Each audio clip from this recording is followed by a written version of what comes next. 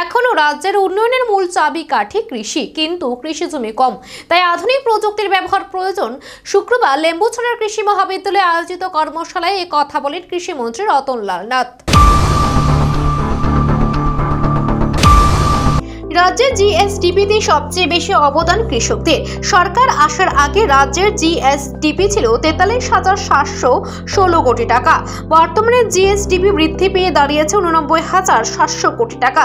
জিএসডিপিতে সবচেয়ে বেশি অবদান এখনো পর্যন্ত কৃষকদের।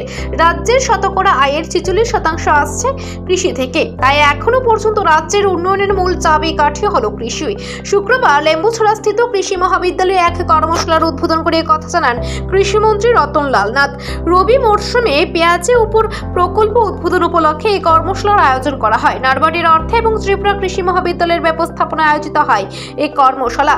অনুষ্ঠানে প্রধান অতিথি হিসেবে উপস্থিত ছিলেন রাজ্যের কৃষিমন্ত্রী রতনলাল নাথ। অনুষ্ঠানে প্রথমে কৃষিজ প্রদর্শনীতে অংশ নেন মন্ত্রী রতনলাল নাথ।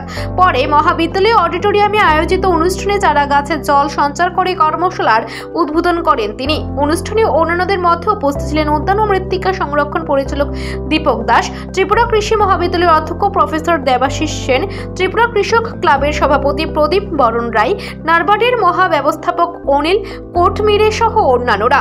অনুষ্ঠানে বক্তব্য রাখতে গিয়ে কৃষিমন্ত্রী আরো বলেন, রাজ্য সরকার রাজ্যের জিএসডিপি বৃদ্ধির জন্য 6টি বিষয়কে সামনে রেখে এগিয়ে চলছে। এগুলি হলো মৎস্য, পশুপালন, হর্টিকালচার, পর্যটন, বিদ্যুৎ এবং বন। কৃষিমন্ত্রী আরো জানান, রাজ্যে জমির পরিমাণ কম। গোটা রাজ্যের জমির পরিমাণ 65 লক্ষ কানি। এর মধ্যে 30,17,000 কানি জমিতে ফসল উৎপন্ন হয়।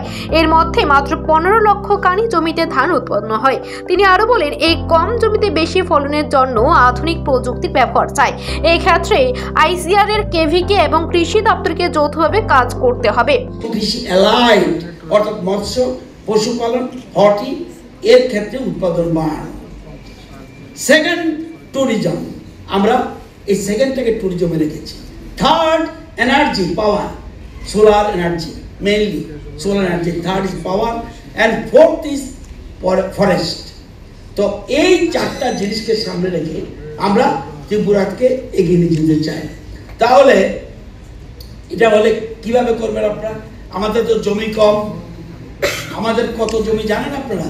এই বিল্ডিং সহ, এই কলেজ সহ, এই রাস্তাঘাট সহ, ট্রেন লাইন সহ, আগরতলা সহ, ফরেস্ট সহ সারা রাজ্যে আমাদের জমির উপর, আমি কানিতে বলছি কারণ কৃষক বাইরে আছে, আমাদের হলো 65 লক্ষ কানি ত্রিপুরার আয়তন, 65 লাখ কানি টোটাল ত্রিপুরার আয়তন।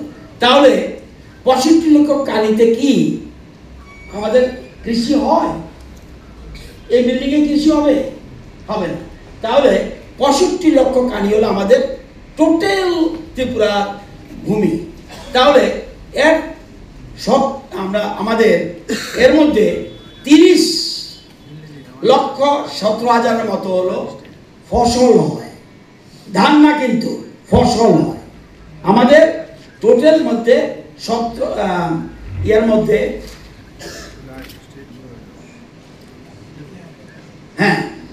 এই কর্মশালা থেকে সয়েল টেস্টের রিপোর্ট কার্ড এবং পেঁয়াজ বীজ কৃষকদের হাতে তুলে দেওয়া হয়। Bureau report, Asian Times.